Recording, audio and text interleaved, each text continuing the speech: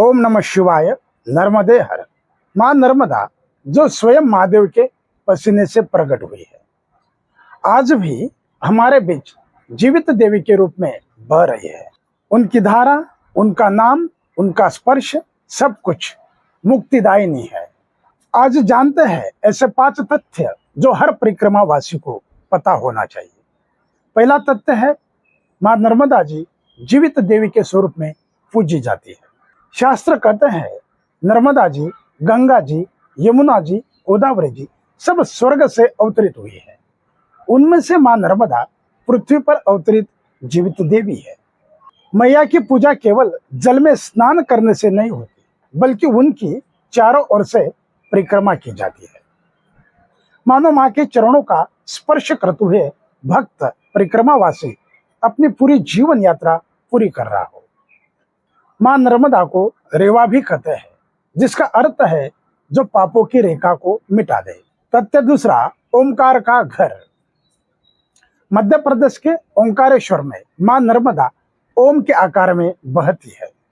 कहा जाता है भगवान शिव ने माँ नर्मदा को आशीर्वाद दिया, जो आपकी परिक्रमा करेगा वो सीधे मेरे धाम को जाएगा। ओंकारेश्वर का मानधाता पर्वत माँ की गोदी में बसा तीर्थ है, जहाँ जल, पर्वत, संत, मंत्र और ध्यान एक साथ मिल जाते हैं।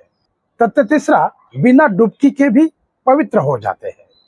गंगा स्नान के लिए जल में उतरना आवश्यक है, पर माँ नर्मदा का दर्शन मात्र, उनकी प्रवाहिनी के किनारे बैठना, यहाँ तक कि दूर से नर्मदे हर का देना भी शास्त्रों में पूर्ण स्नान के बराबर फल देता है।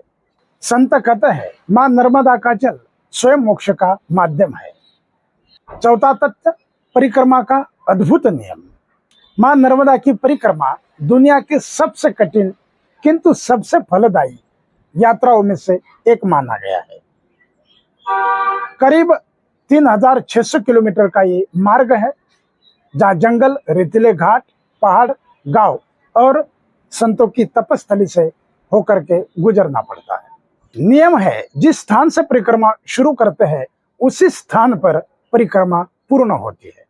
तट से समुद्र तक जाना होता है और फिर उत्तर तट से होते हुए वापस आना पड़ता है। कहा जाता है जो माँ की परिक्रमा पूरी करता है उसके 84 लाख जन्मों का बंधन कट जाता है। तथ्य 5वां, माँ की करुणा और उनकी रक्षा पद्धति। परिक्रमा मार्ग में भयंकर जंगल, नदी की तेज धारा, संगम पार करना, जंगली जानवर और अकेलेपन का भय, पर परिक्रमा करने वाले कहते हैं हमने माँ को अपने चारों ओर अनुभव किया है। कभी मछुआरे बनकर नाव से पार करा देती है, कभी बूढ़ी अम्मा बनकर भिक्षा दे देती है, कभी वनदेवी बनकर रास्ता दिखा देती है। माँ केवल यात्रा नहीं करवाती, जीवन का मार्ग भी दिखा देती है। नर्मदे हर। ये 5 तथ्य केवल कहानी नहीं है, ये उस माँ की महिमा है जिनकी गोद में बैठकर साधु से लेकर के राजा तक ने मोक्ष पाया है, सिद्धि पाई है।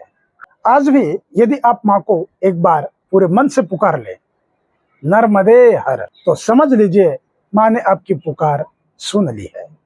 मैंने अपनी यात्रा में ये अनुभव किया, माँ नर्मदा हमें केवल भौगोलिक परिक्रमा नहीं करवाती, वो हमारे भीतर के पाप, भय और अज्ञान को मिटाकर पूर्णता की पूरी परिक्रमा करवाती है।